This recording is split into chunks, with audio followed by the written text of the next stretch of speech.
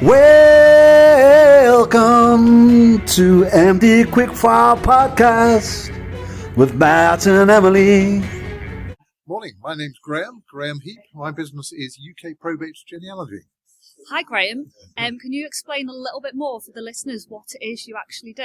Okay, well the main thing we do, we work for probate lawyers and we look for the beneficiaries of deceased estates. So we do the family tree, prepare that, trace all the beneficiaries. We deal with all the dysfunctional families who hate each other and who lie about each other's existence. That, as you know, there's nothing so queer as families, is there? And they're always, and the trouble is when money's involved, that I'm afraid all sentiment goes out of the window then. It sounds like an interesting job. What is the most interesting thing about your job for you? Most interesting thing is finding people who nobody knew existed. Often no beneficiaries of an estate, because normally I'm dealing with there's no will, so there's people aren't named in the will. Families have disintegrated over the years.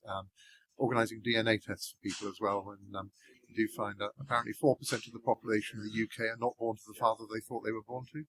What percentage is that again? 4%. 4%? Yeah. Although normally when I ask a GP about this, they say, "Oh, as few as that." So we had a great case when had the whole family in a hotel room in London. It's like an Agatha Christie novel. There was it was a huge estate, £20 million estate. He'd done no tax planning, but that was another story entirely. He'd written the will in the late 60s. So since then, a lot of people have been born, died, divorced, remarried. So I was asked to produce the definitive family tree, which I did. I was then invited down for the old-fashioned reading of the will, and the lawyer reads out the will. Everybody's very happy. And then he says there's been a late codicil to the will that all family members must be DNA tested to prove their entitlement. The matriarch of the family, who was in her 90s, went white instantly. The lawyer said to me afterwards, "I've never seen colour drain." Anyway, she came up to us afterwards and said, I'm far too old for this DNA nonsense. But of course she wasn't. Anyway, to cut a long story short, she'd had 6 children, and the 3 younger ones were not the children of the deceased. All had the same father, who turned out to be a godfather of one of the older children, old family friend. Wow. We reckon he added the codicil because he either knew or suspected. And then when the technology came along, that he could prove it. So she was, the old lady was thinking, the bugger's dead, I got away with it at last. But she thought she got away with it. But of course it was the children who were all in their 60s and 70s. They were really shocked. But they didn't argue about it, apparently. Apparently they still received a share of the estate, so it wasn't. Is that the biggest deal you've done then, the 20 million? Or? That's the big, I'm pretty sure, normally I don't actually know how much the estate's worth. Yeah. I'd probably rather not know, actually. But that's probably the biggest. And it's like that show on Netflix that was on The Gentleman. Did you manage to watch that? Which Guy Ritchie, The Gentleman. Oh, yes, I did. Yes, we watched that. Same, wasn't it? When they had a big estate. I know, it's fantastic. Yeah, and,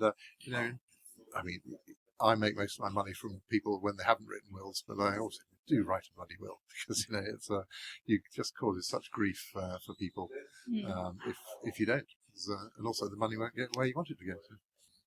Have you always worked in probate? No, I ran it as a sort of hobby business for about 25 years. Hobby business for 25 years? Yeah. Part-time doing other things. And then about 2.5 years ago, I decided to start doing it full-time, so I've done it full-time ever since. And do you need any qualifications to get into what you do? It does help, I've got some memberships and certifications from some of the official societies. You can get a qualification, you can get a degree in genealogy as well. Okay. It takes quite a long time to do and covers all the sort of things that I don't really need to know, because as a probate genealogist, I'm looking at more recent history. I'm not going back hundreds of years. But the furthest I've gone back is, in fact, I've got a very recent client. He died. He was aged 102, and his parents were born in the 1880s. So I've got to go back to his parents and then all their siblings, of which they've got 17 siblings between them, and then come back down all their family trees to trace the beneficiaries. So for anyone listening and they wanted to get into this, what kind of certifications would they need to search for if they're looking into getting, what is it called? They need to go into probate genealogy. Okay. Yeah. So they need to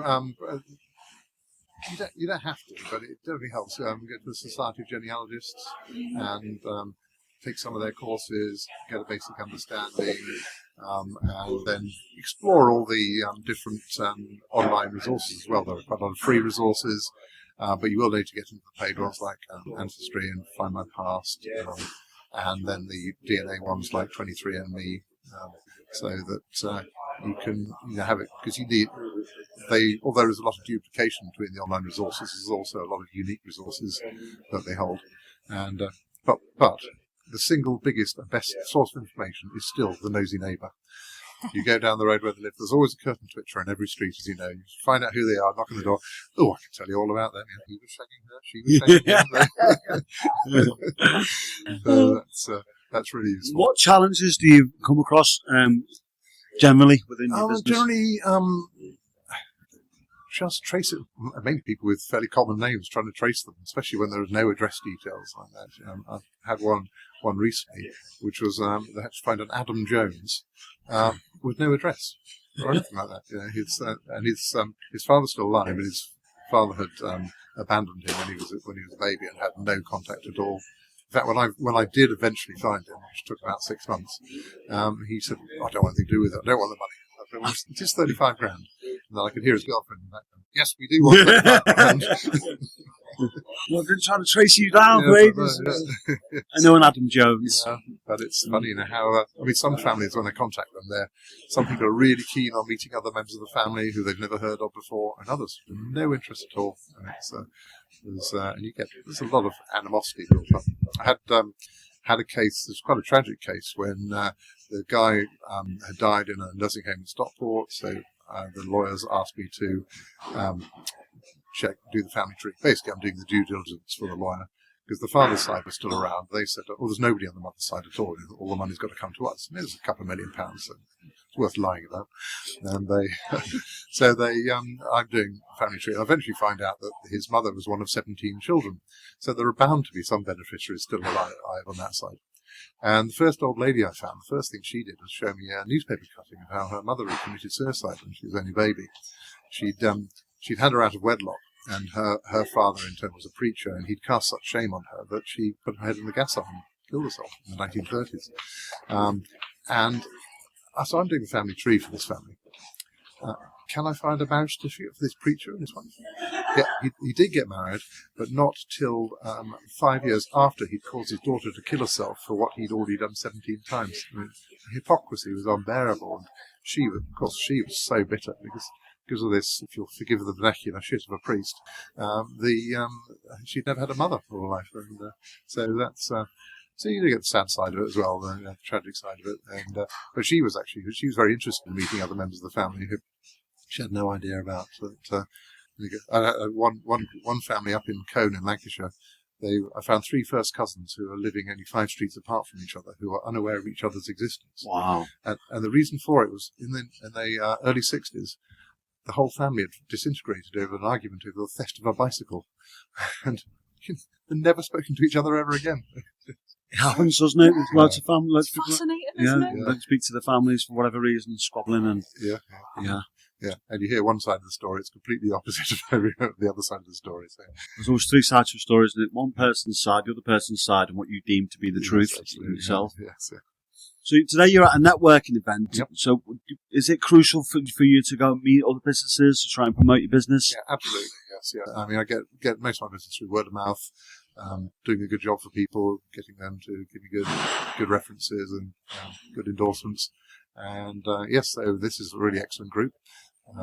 Business Network Chester, but I go to quite a few other ones. I go to Breakfast Club, go to a couple more lunchtime ones, and try and go to sort of professional lawyers forums as well, because that's my main source of business.